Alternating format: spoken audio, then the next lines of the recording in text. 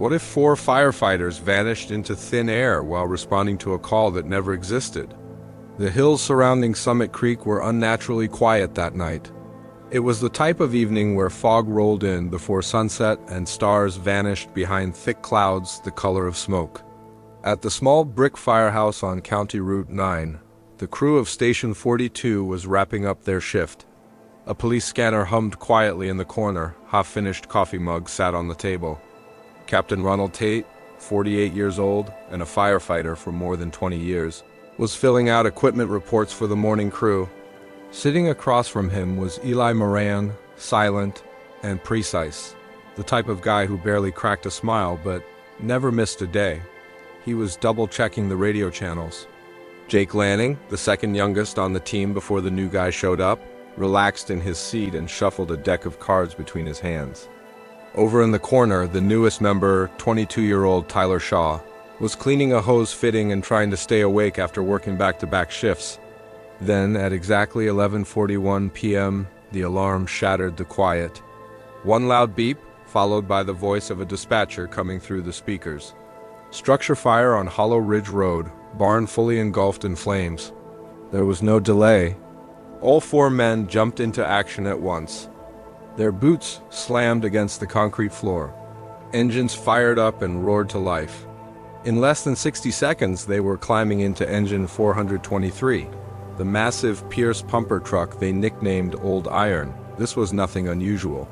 Getting called out to one of the farms up on the ridge late at night happened often enough in October. The air was dry. Hey, dust floated everywhere. A single spark from a piece of farm equipment could turn a barn into an inferno within moments. Tyler, buckled into the back seat, could hear Captain Tate speaking loud enough to cut through the rumble of the diesel engine. "We will handle this quick, boys. Get in and get out." Jake flipped the siren switch and the wail echoed off the surrounding hills as they sped into the darkness. But this is where everything goes wrong. Hollow Ridge Road did not exist on any current dispatch map. It had been officially closed down in the 1970s after multiple landslides destroyed the northern half of the road. Some locals still called it by that name, but according to every emergency response database, there was no valid address listed on Hollow Ridge. Not one of the 4 men realized this. They simply followed the GPS coordinates that the dispatcher had read over the radio, a sequence of numbers that later investigators would find did not match any known building, property boundary, or power line in the entire region. By 11:52 p.m., a truck driver heading north on Route 9 saw engine 423 for the last time. He would later describe how its flashing red lights sliced through the heavy fog like a glowing ribbon before it disappeared into the tree line. After that moment, there was nothing. When supervisors pulled the call records the following morning, they discovered something disturbing. There was no phone number attached to the dispatch entry, no audio recording of the original caller. Just a short typed note that said female caller reported fire, then the line went dead. Even more bizarre, the coordinates for Hollow Ridge Road were written by hand in blue ink, not generated by the computer dispatch system like every other call that night. Nobody at the station has ever admitted to writing those numbers.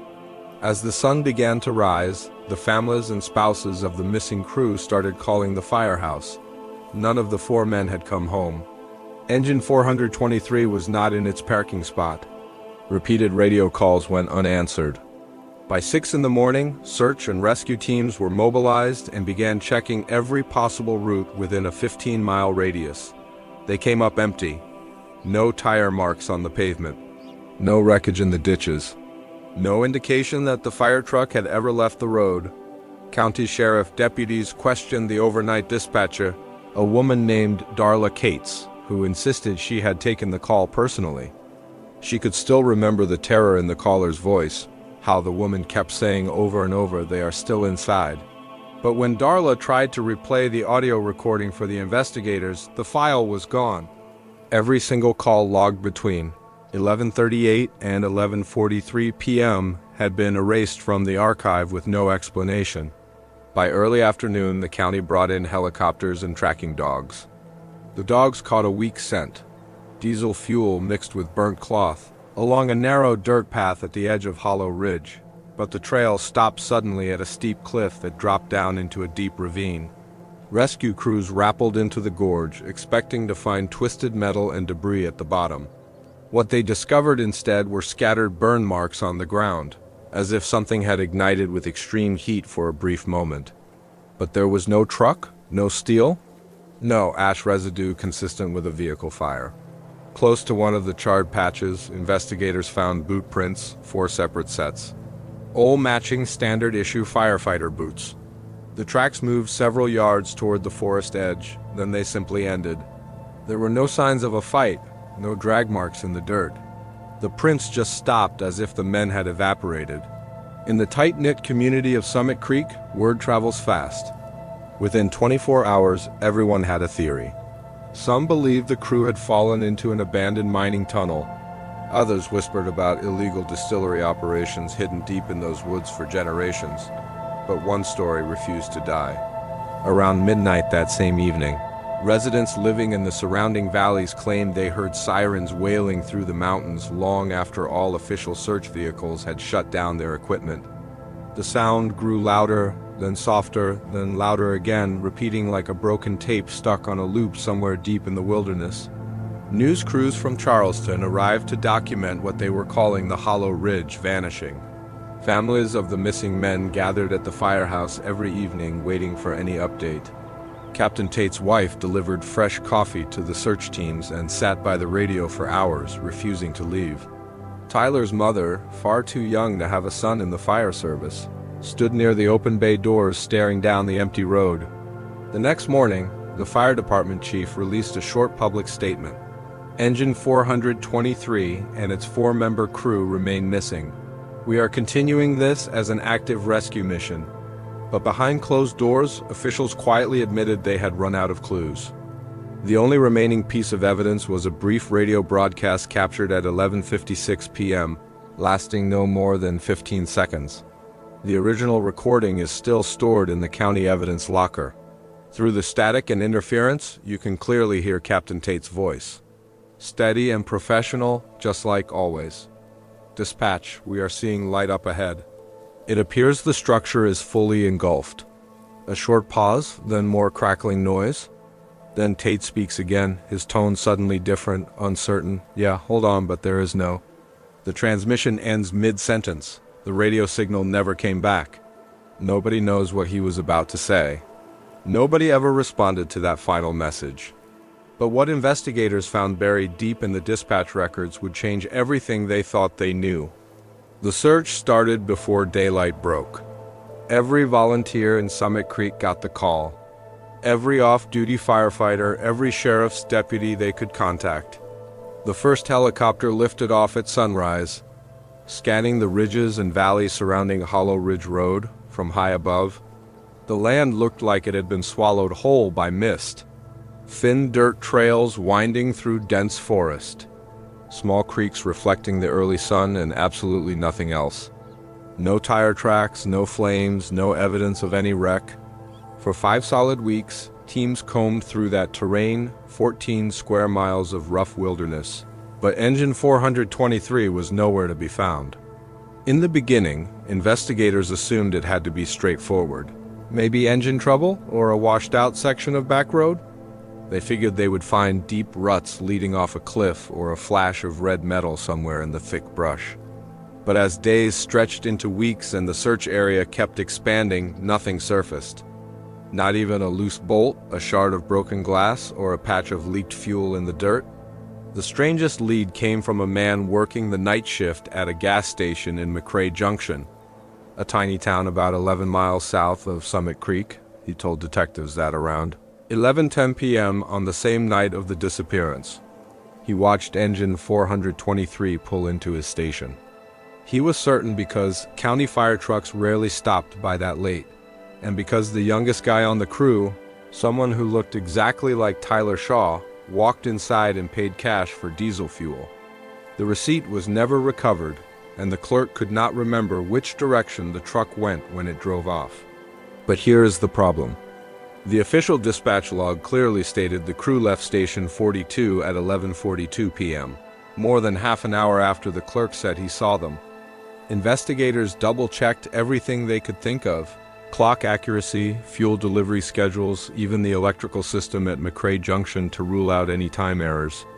Everything checked out, which left them facing a question that made no sense. How could a fire truck be spotted on the highway before it ever left the firehouse? News reporters started showing up within days, pulled in by how strange the whole situation was. People go missing in small towns all the time. Campers, hikers, people exploring old mines. But 4 trained firefighters inside a massive truck weighing over 30,000 pounds? That does not just happen.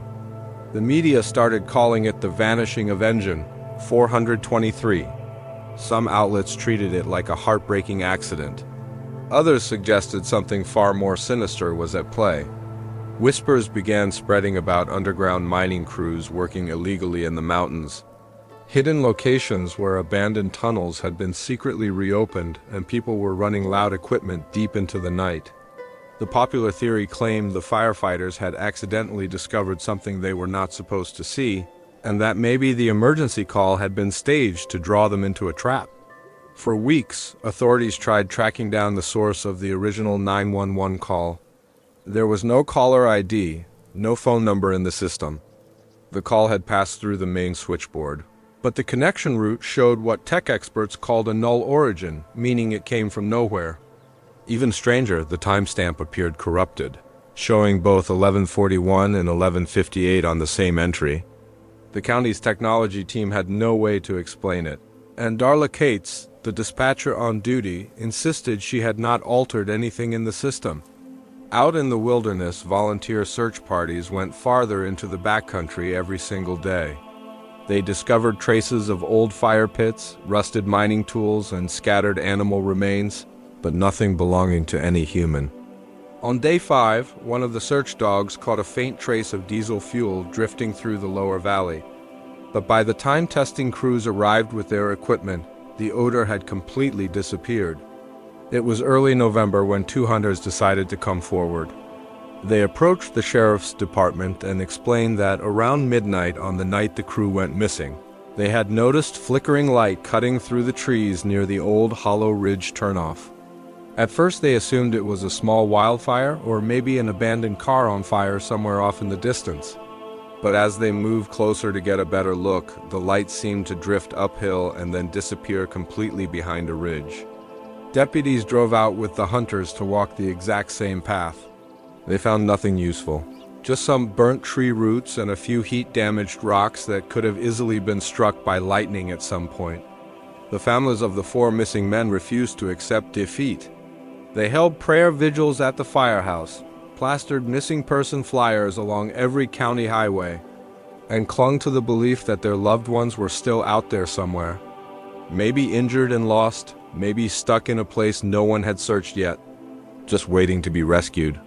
The fire department kept a round-the-clock radio monitor running in case any transmission came through from engine 423. It never did. By the time Thanksgiving arrived, the flood of media attention started drying up.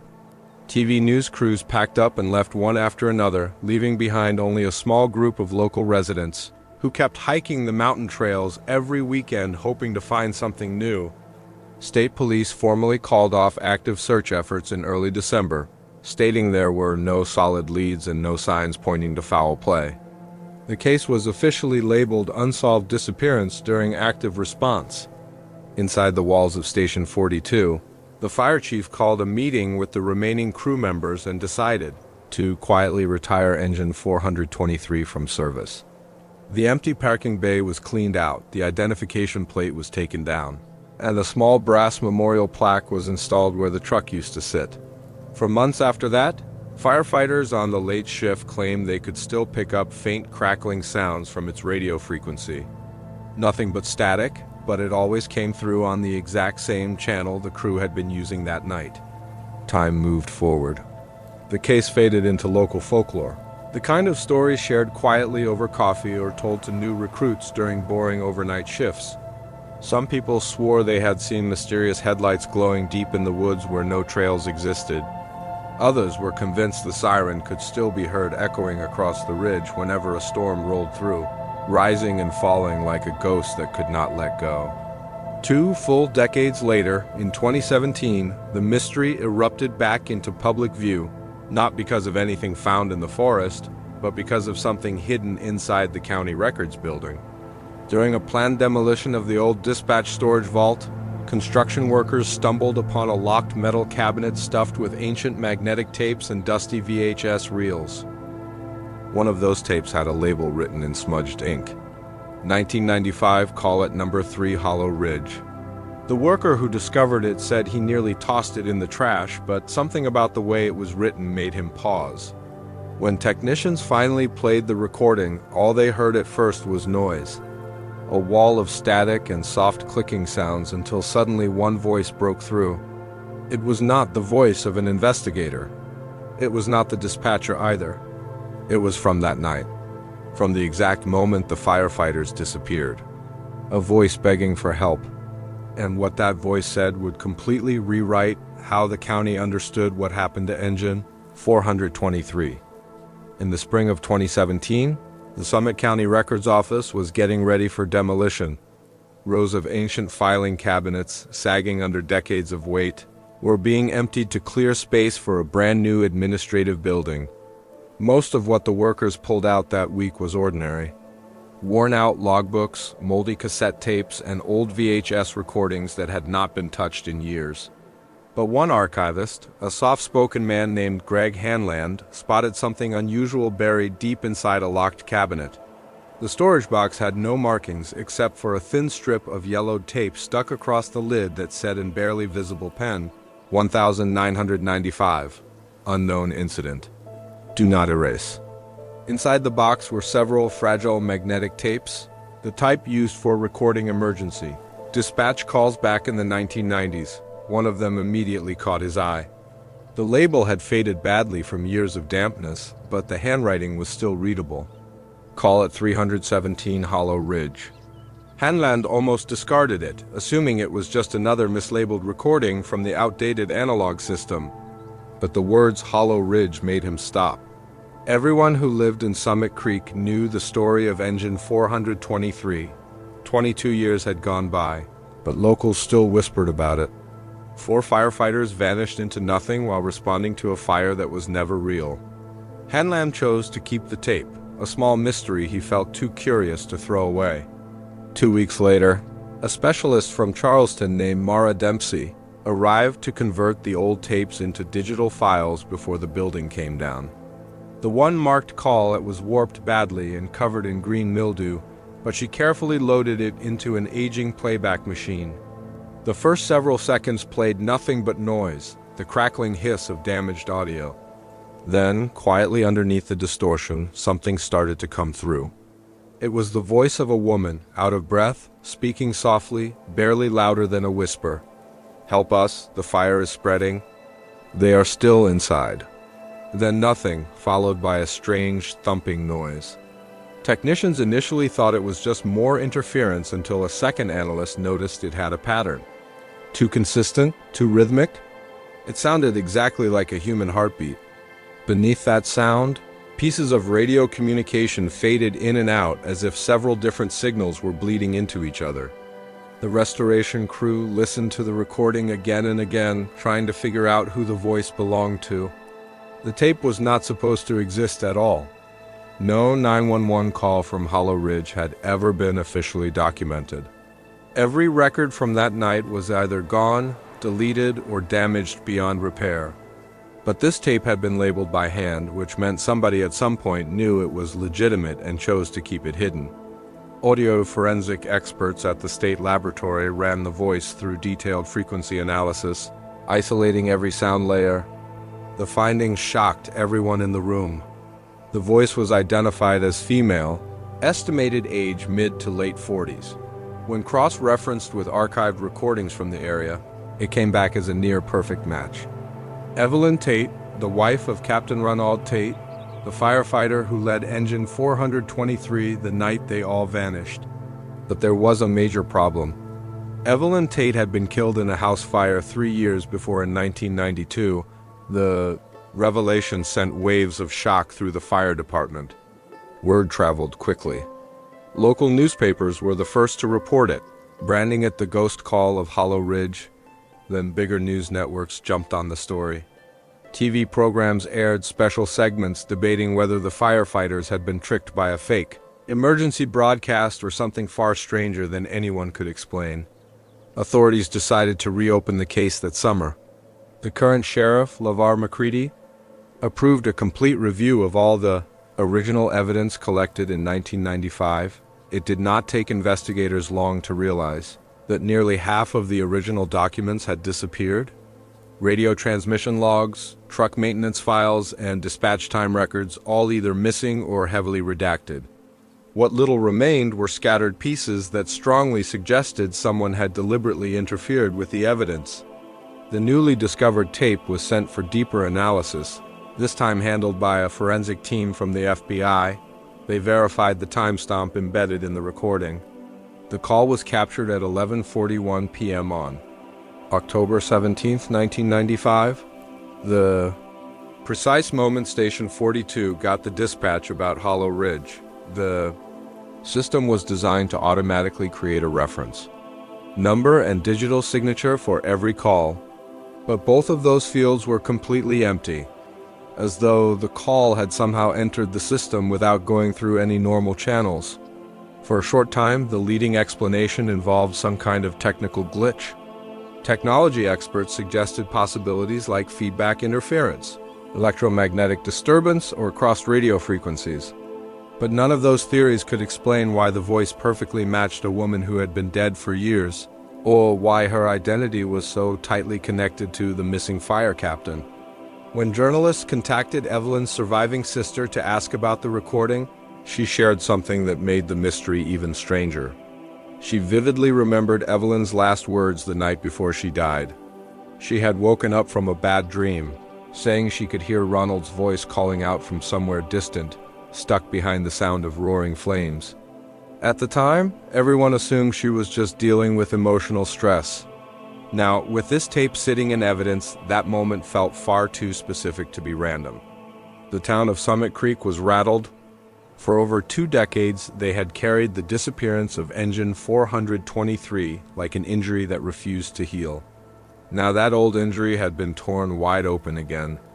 Radio hosts played the 12-second audio clip constantly, breaking down every whisper, every hint of interference. Some listeners insisted they could hear additional words hidden in the background, a man yelling, the sound of twisting metal, a distant alarm. Others claimed the voice asking for help sounded different each time they heard it, as if the recording itself was somehow still active, still reaching out for someone. For county investigators, this was not folklore. It was hard evidence.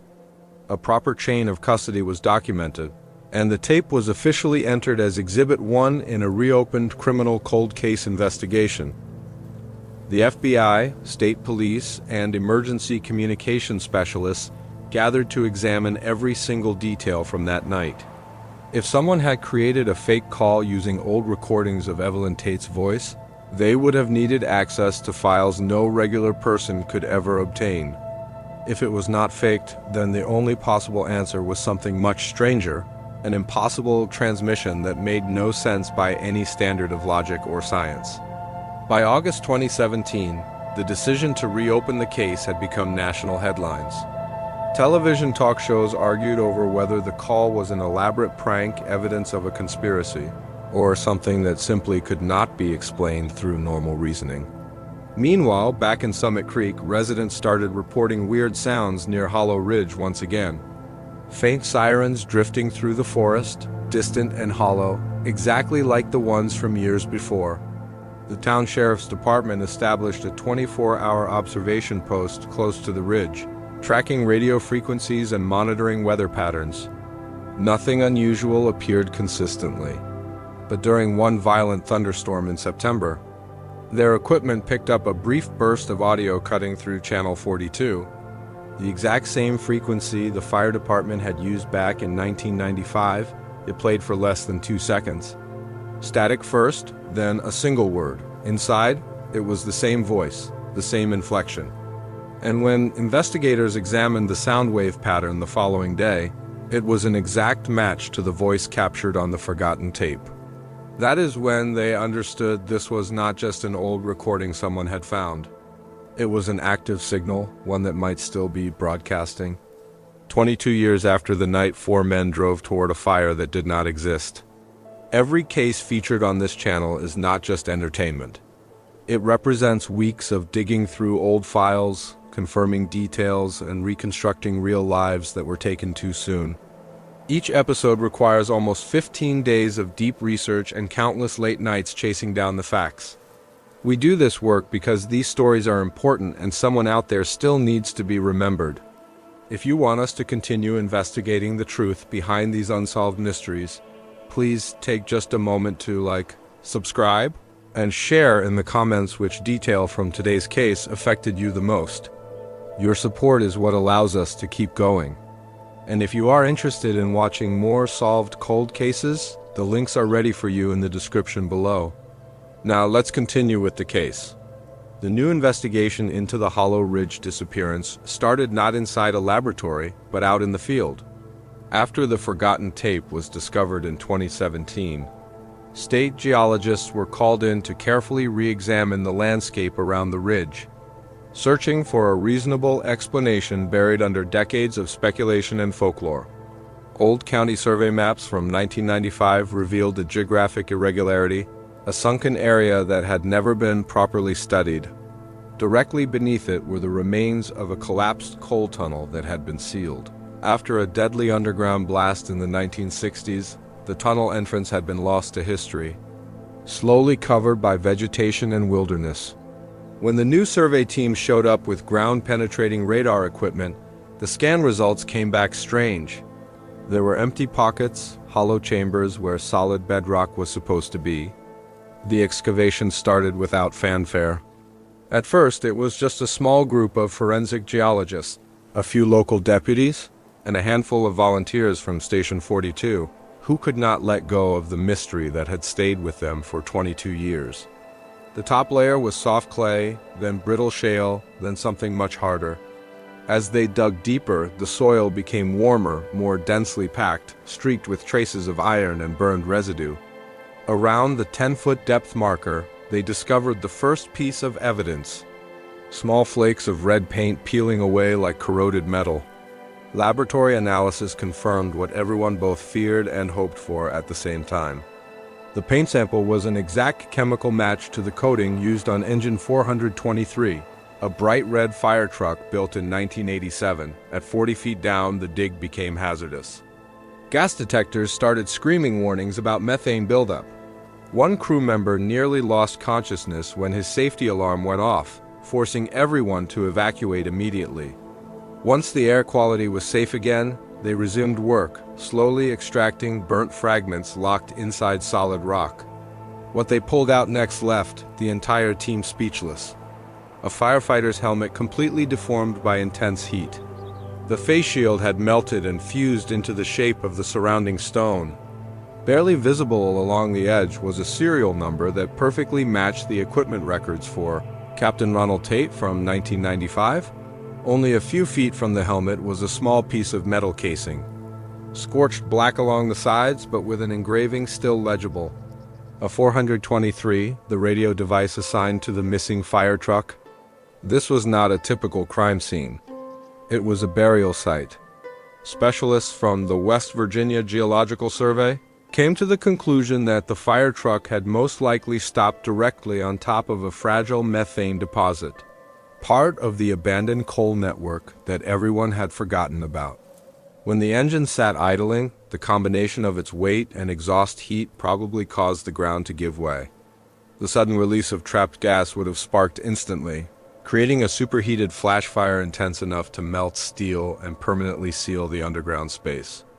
The crew would not have had any chance to escape, not even enough time to send out a distress call. The physical evidence pointed to everything happening in under 5 seconds. But as the official theory started taking shape, something about it still did not add up. If the explosion and cave-in occurred that quickly, how did the radio broadcast keep transmitting for nearly a full minute afterwards? And in all that destruction and confusion, where exactly had the 911 emergency call come from? The Technical Investigation Unit reviewed every available phone record from the county storage facility. Most of the files were either corrupted beyond recovery or completely empty, but one entry looked different.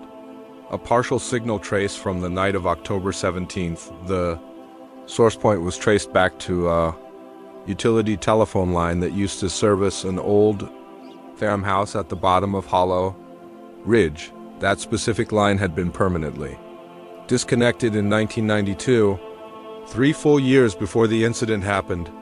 Engineers double-checked and confirmed it was physically impossible for that line to carry any signal in 1995. The copper wiring had been removed, the connection box permanently sealed. Yet, according to the trace, that is exactly where the emergency call had originated. Reporters flooded back to the ridge, demanding clear explanations. The state government released an official statement confirming the recovery of wreckage, consistent with Engine 423 and formally attributing the tragedy to a catastrophic underground gas ignition event. But in private conversations, nobody could explain the voice captured on the recording, the unexplainable transmission source, or why it sounded exactly like Captain Tate's deceased wife.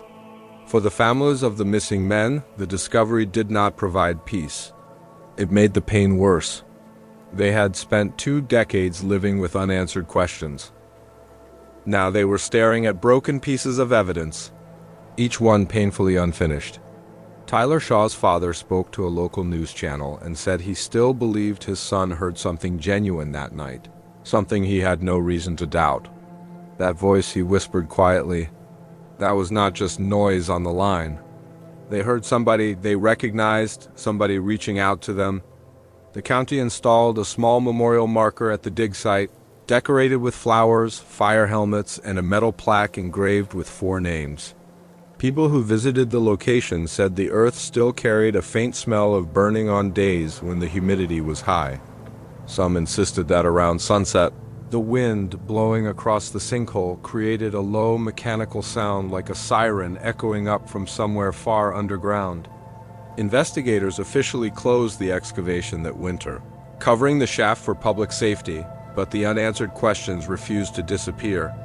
The recording, the impossible phone call, and the confusing timeline between the dispatch and the vanishing all suggested something no scientific geological report could possibly explain. And as technicians cataloged the final recovered items from the site, one of them spotted something unusual. The melted radio case, the one stamped with 423, was not completely dead. Its internal power cell, trapped inside rock for 22 years, still contained a weak electrical charge. When they hooked it up to a diagnostic scanning device, a single line of coded information displayed on the monitor. A timestamp locked at 11:56 p.m., and directly below it, a series of fragmented letters, call 317. It was the identical reference number written on the forgotten recording. When the tape from Hollow Ridge resurfaced, it brought an old case roaring back to life. But what happened next, the advanced digital reconstruction, would completely transform how that night was interpreted. After the physical wreckage of Engine 423 was pulled from the ground, the county approved a comprehensive forensic examination of all the evidence, and that included the badly damaged reel-marked call at 317. The original analog version had deteriorated to the point of being nearly unplayable. But in late 2017, experts from a private audio laboratory in Charleston introduced cutting-edge restoration equipment capable of isolating sound frequencies down to 1,000th of a decibel. What they uncovered hidden beneath the interference was not just a single voice.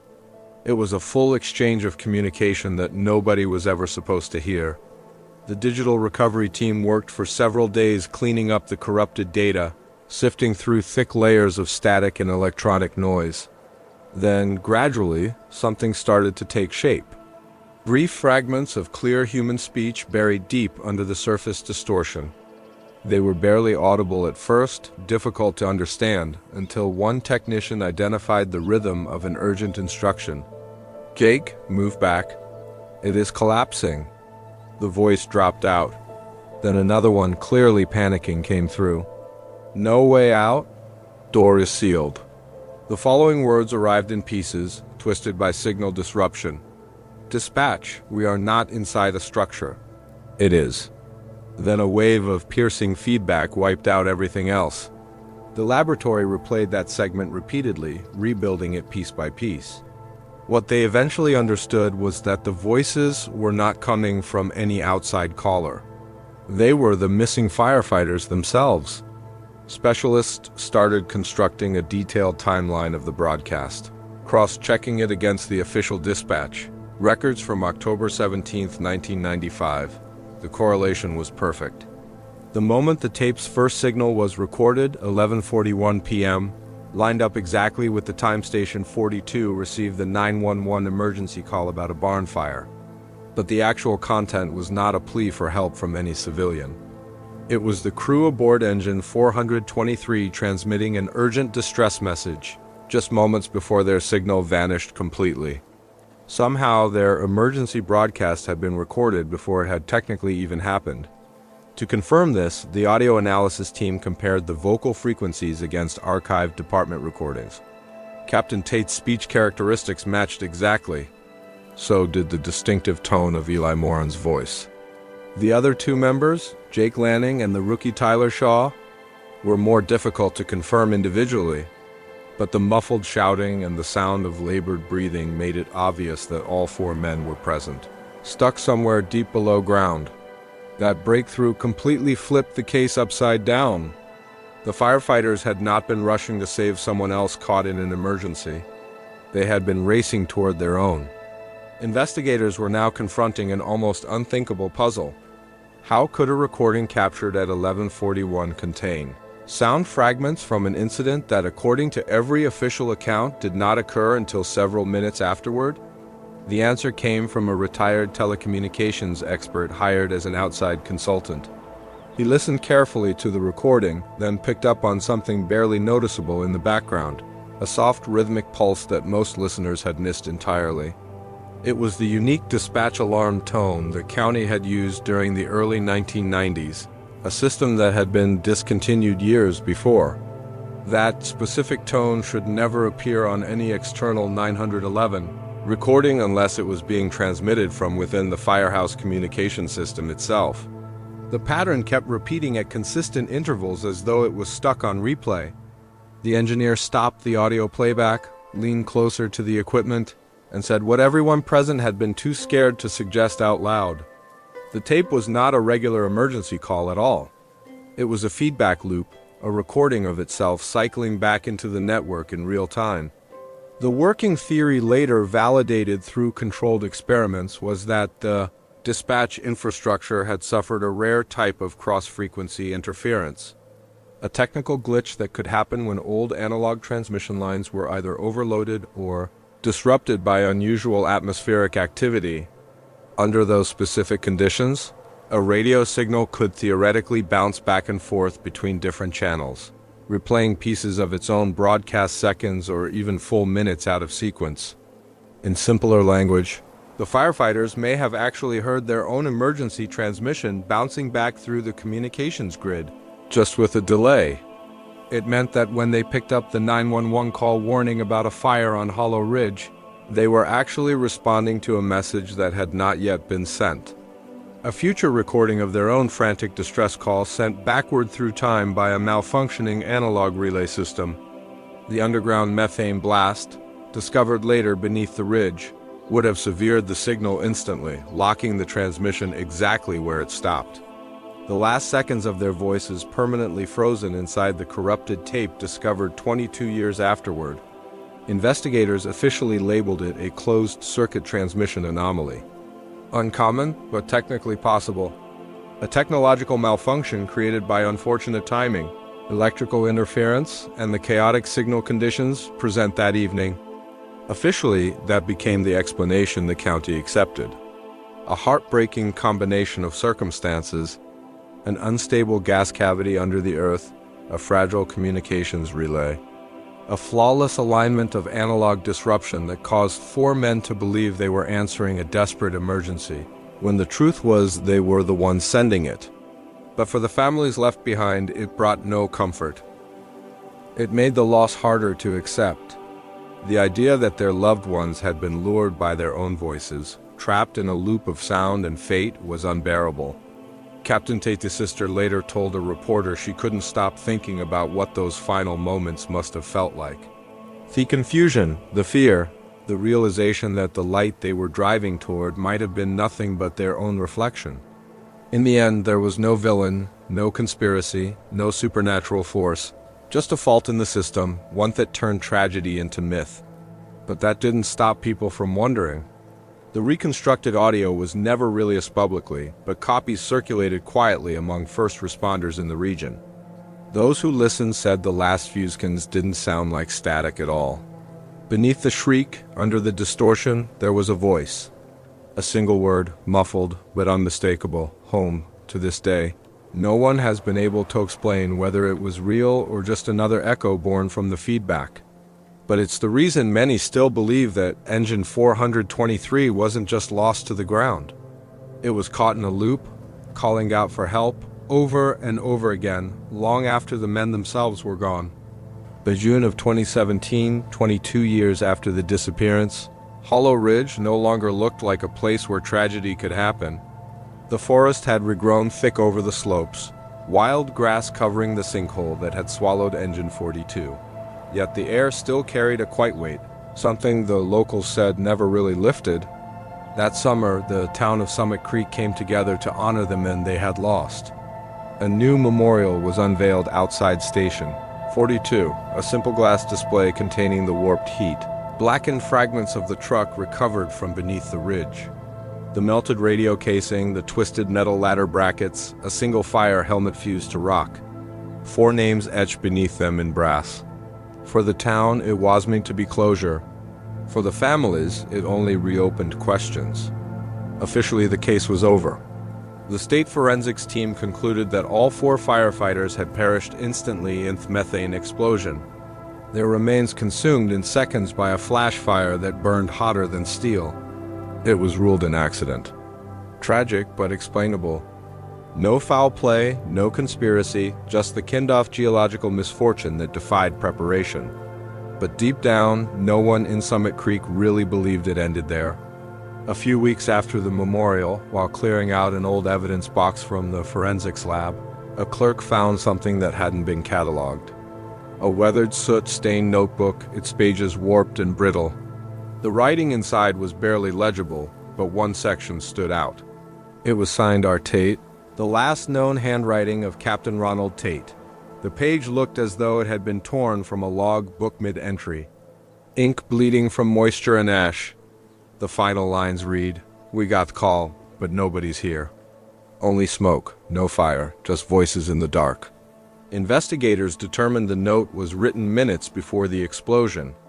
Sometime between 11:54 and 11:56 p.m. that single page became the emotional center of the memorial display. Proof that the men had made it to the site, had seen something, had realized something was wrong. When the note was made public, the media reignited theory again. The theories that had been buried with the case came back to life. Was the voice on the 911 tape really an echo of the crew zone transmission? Had the men been caught inside a time-delayed feedback loop, hearing their own call before it happened? Or was it, as some still whispered, something else entirely? Something not born from malfunction, but from the place itself. The last person to grapple with those questions publicly was Darla Cates, the county dispatcher who taken the original Hollow Ridge call back in 1995. She had stayed in emergency communications for over 20 years, long after the case faded. But after listening to the fully restored tape that summer, she resigned the next day. In her exit interview, she told investigators something that would never make it into the official report.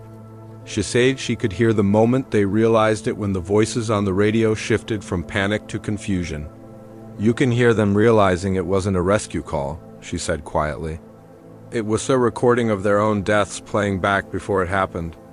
Those words spread quickly through Summit Creek. People who'd long accepted the state's findings began to doubt again. Some claimed to hear faint radio chatter whenever thunderstorms rolled through the valley. Short bursts of static on police scanners, sometimes punctuated by hats, sounded like breathing. The department dismissed it as interference, but even the youngest firefighters admit that late at night, the station radios occasionally flickered to life on their own, broadcasting nothing but the soft, rhythmic pulse of a tone no one could trace. That same tone, the one that marked the end of the hollow, rigid transition, was still preserved in the archives, a looped hum, low and distorted, repeating endlessly for 12 seconds before fading to silence. It was the final piece of the case file. And a very year, on the anniversary of the disappearance, Station 42 played it once during roll call, not out of superstition but out of respect, a reminder of the night 4 men followed a call that should never have existed. Today, the plaque outside the station still reads their names: Captain Ronald Tate, Eli Moran, Jacob Jake Lanning, and Tyler Shaw. The inscription below says only answering the call. But locals who visit the memorial say if you stand there long enough, especially after dark, the silence around Summit Creek begins to sound like static. And sometimes for just a second you can almost hear the faint echo of a radio voice breaking.